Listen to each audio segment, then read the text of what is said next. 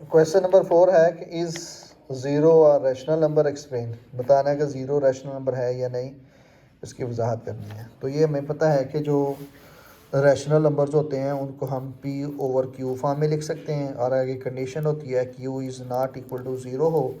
इसका मतलब ये होता है कि ओवर में ज़ीरो ना आए। तो जो हमारे पास यहाँ पर क्वेश्चन ज़ीरो है, अगर हम ज़ीरो लिखें तो इस ज़ीरो का मतलब है ज़ीरो ओवर वन। तो हम इसको इस तरह से पी ओवर क्यू फॉर्म में लिख सकते हैं, इसलिए ये इसका आंसर आएगा यस फॉर्म में। यस, क्योंकि जो खाली जो ज़ीरो होता है ये ज़ीरो, ये रैशनल नंबर है, क्योंकि हम इसको पी ओवर क्यू फॉर्म में लिख सकते हैं। इस कंडीशन में हम इसको लिख सकते हैं। क्वेश्चन नंबर 5 है स्टेट ट्राइकोटोमी प्रॉपर्टी, या ट्रिकोटोमी प्रॉपर्टी कह सकते हैं कि ये ट्रिकोटोमी प्रॉपर्टी क्या है। इसका तरीका ये होता है कि हमारे पास जितने भी रियल नंबर्स हैं ना, A and B belongs to real number कर लेते हैं। For all A B belongs to real number. हमारे पास जितने भी रियल नंबर्स हैं उनकी हर रियल नंबर की तीन खसूसियत हो सकती हैं। वो क्या है कि कोई दो रियल नंबर अगर हम लेते हैं तो वो दोनों या तो आपस में इक्वल होंगे, या एक नंबर दूसरे से बड़ा होगा, या एक नंबर दूसरे से छोटा होगा। मैं एक मिसाल यहाँ पर ले लेते हैं। हम ए की वैल्यू ले लेते हैं 3, तो बी की वैल्यू ले लेते हैं अगर बिल हर फर्ज 4 कर लेते हैं। तो इस तरह से तो क्या ऑप्शन हो सकते हैं, तो यहाँ तो ये दोनों आपस में इक्वल हो सकते हैं, ज़ाहरी तौर पर तो नहीं है, कॉन्स्टेंट्स हैं, लेकिन ये इक्वल नहीं है। लेकिन ऐसा हो सकता है कि कोई से दो रियल नंबर आपस में इक्वल भी हो सकते हैं, एक रियल नंबर दूसरे से बड़ा भी हो सकता है, और एक रियल नंबर दूसरे से छोटा भी हो सकता है। तो ये रियल नंबर्स के अंदर, किसी भी रियल नंबर के अंदर ये तीन प्रॉपर्टीज़ पाई जाती हैं, तो इसलिए इसको कहते हैं ट्राइकोटोमी प्रॉपर्टी।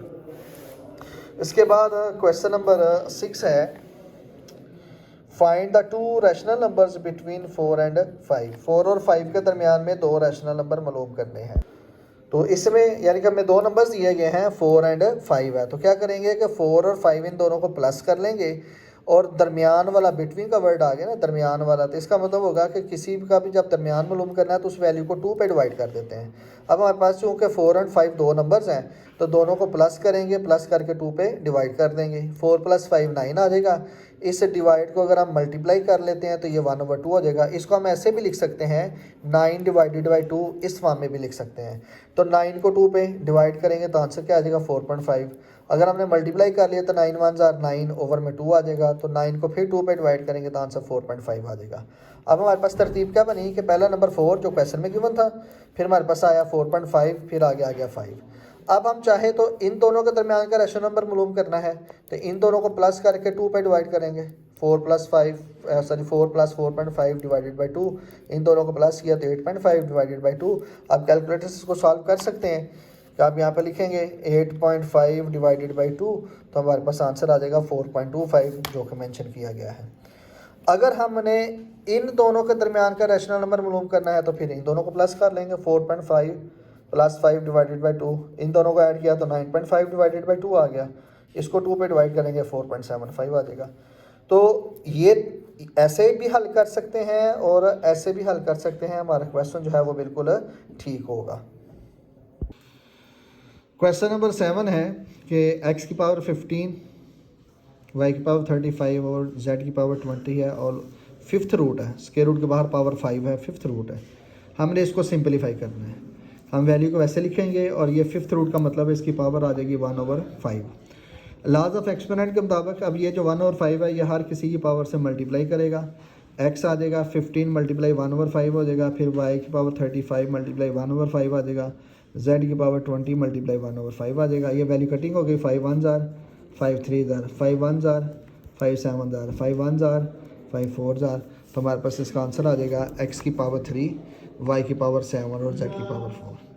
फिर इसका आगे दूसरा पार्ट है, ये वाला आगे दूसरा पार्ट है कि हमें कहा गया है कि 27 की होल पावर 2x है, और हमने होल क्यूब रूट है ये हमने मालूम करना है।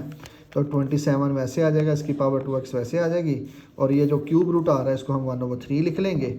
अब 27 की अगर हम फैक्टराइजेशन करें ऐसे, 27 3 पे डिवाइड हो जाता, 3 9 ज़ार 3 3 ज़ार एंड 3 1 ज़ार, तो ये बनता है 3 की पावर 3। यह आ गया, होल पावर 2x है, और सारे की पावर फिर 1/3 आ रही है। अब ये दो पावर मल्टीप्लाई करेंगे तो 3 2 ज़ार 6x हो जाएगा, और ये बाहर वाली पावर फिर इसके साथ मल्टीप्लाई करेंगे, मल्टीप्लाई 1/3 आ जाएगा। तो 3 1 ज़ार 3 और 3 2 ज़ार 6, तो 3 की पावर 2x बचेगी। इसके बाद इसका तीसरा पार्ट है 6 इंटू 3 की पावर n प्लस 2 ओवर 3 की पावर n प्लस 1 माइनस 3 की पावर n है। ये 6 वैसे आ जाएगा, ये 3 की 2 पावर आ रही हैं, दोनों अलग कर लेंगे, एक 3 की पावर n आ जाएगी और एक 3 की पावर 2 आ जाएगी। ओवर में फिर 2 पावर आ रही हैं, अलग हो जाएंगे, एक 3 की पावर n आ जाएगी और एक 3 की पावर 1 आ जाएगी, माइनस आगे 3 की पावर n ऐसे ही है। अब क्या करेंगे कि नीचे वाली वैल्यू से ऊपर वाली वैल्यू तो हम वैसे लिखेंगे 6 इंटू 3 की पावर n, आगे 3 का स्क्वायर 9 आ रहा है। नीचे वाली वैल्यू में से एक वैल्यू हमारे पास ये है और एक ही है, इन दोनों से 3 की पावर n कॉमन ले लेंगे तो इधर बचेगा 3 की पावर 1 माइनस, या 3 की पावर n कॉमन आ जाएगी तो इसी यहाँ पर 1 आ जाएगा। फिर ये 3 की पावर n 3 की पावर n से कैंसिल हो जाएगी, 6 को 9 से मल्टीप्लाई करेंगे तो 54 आ जाएगा। 3 की पावर 1 3 होता है तो 3 से 1 माइनस करेंगे तो 2, 54 को 2 पे डिवाइड करेंगे तो 27 इसका आंसर आ जाएगा।